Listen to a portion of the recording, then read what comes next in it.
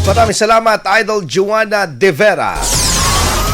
Samantala, Idol, Bani LGU naman po nagsagawa ng preemptive at forced evacuation sa kasagsagan ng malakas na buhos ng ulan. Para sa detalye ng balitang yan, kasama natin, Idol Aison Moyano. 104.7 IFM Report.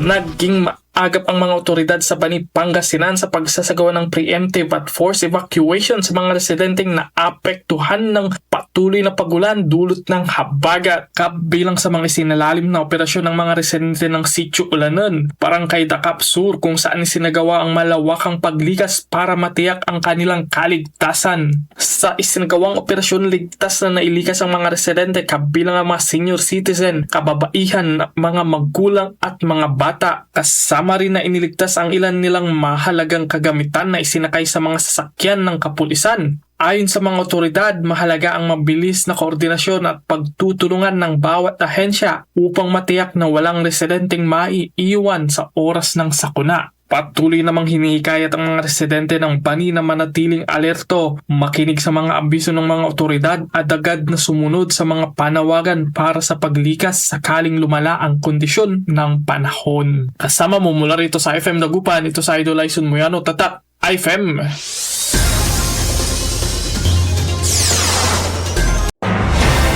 IFM News. IFM News. IFM News.